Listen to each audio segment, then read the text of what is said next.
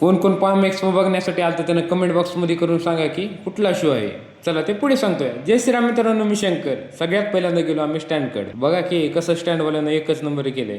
तिथून गेला लाईटवाल्याकडे. अहो तिथं काय सगळ्यांनी इंस्टाग्रामवर बघितली होती गोल्डन करेन्सी कसली शार्पी आहे. तशी प्राइस पण तशीच होती, तसा लॅम्प पण होता. जाऊ द्या म्हणलं, आपल्याला तर काही घ्यायची नाही. आपण गेला दुसरीकडे. इथे येऊन बघितला होता काय ह्यांनी तर एकच नंबर केलं, तर जाऊ द्या म्हणलं. दुसरीकडे गेला मॅक्सवाल्याकडे. त्यांची पण लाईट एकच नंबर होती. आपण गेला जयवाल्याकडे. एकच नंबर तिथं डेमोलाच असल्या खतऱ्या ठेवल्या होत्या. दुसरीकडे गेला BSM वाल्याकडे. BSM वाल्याचे आपल्याला पॅन्थर जरा बेस्ट वाटली. जरा एकच नंबर तिथलं पण सेटअप होतं. BSM वाल्याकडून आला की लगेच गेला विब्रावाल्याकडे. विब्रावाल्याचं एकच नंबर त्यानं तर काय सूर्य फुलच केलं डायरेक्ट. तिथून निघाला की एसप्रोवाल्याकडे. एसप्रोवाने तर असल्या शार्प्या लावल्या होत्या. हो बिलेट मध्ये विषय. तिथं जाऊन तर शार्पी एकच नंबर आवडली. एसप्रोचे चॅम्पियन. जाऊन म्हणलं घ्यायचं मन होतं. त्यांना बजेट काढावतो, कोटेशन काढलं तिथलं. तिथून निघाला लगेच साऊंडची बघण्यासाठी. ब्रँड साऊंड उगा एकच नंबर. ज्यांना माहित नाही त्यांना सांगतो, ही होतं डेज कंपनीचं. अहो एकच नंबर होतं मी तर गेलं.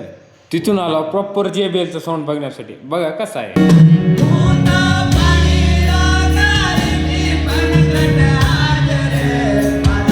तिथून आला दुसऱ्या साऊंडकडे. तिथला तर साऊंड एकच नंबर वाजत होता. त्याचं नावच माहित नाही. जाऊ द्या, बघा कसा वाजायला.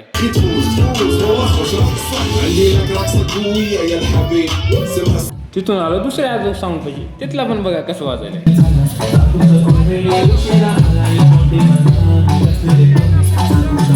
नेक्स्ट इयर तुम्ही पण या, खूप भारी असतंय. एक नंबर असतंय. मी पण पहिल्यांदा आला, नंबर 1 झाले. एक्सपिरियन्स एकदम असा नंबर 1 होता. दुसऱ्या एक ब्रँड साऊंडकडे आला. इथलं तर काय संगीत तर एकच नंबर होता. तिथे बघा 1 मिनिटात कसं आहे.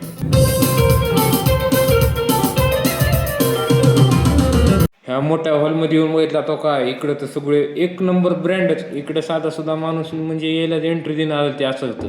त्याच्यात आमच्या 2 माणसाला बाहेर ठेवले त्यांनी. तिथून आलं मधलं सगळं बघून माझं सगळं डोकं दुखालतं. म्हणलं गाडीत येऊन थोडा आराम करावा. थोड्या वेळ आराम केला की आम्ही निघालो जुहू बीचवर. तिथं काय मजा करायची होती हो. आला मुंबईला तसं जुहू बीचवर जाणार नाही असं होणार आहे का. लगेच गेला जुहू बीचवर. निघालो तिकडं फिरायला. इथे येऊन काय काय ठिकाणी केले ते पुढच्या ब्लॉगमध्ये बघूया. मग भेटूया आपल्या पुढच्या ब्लॉगमध्ये.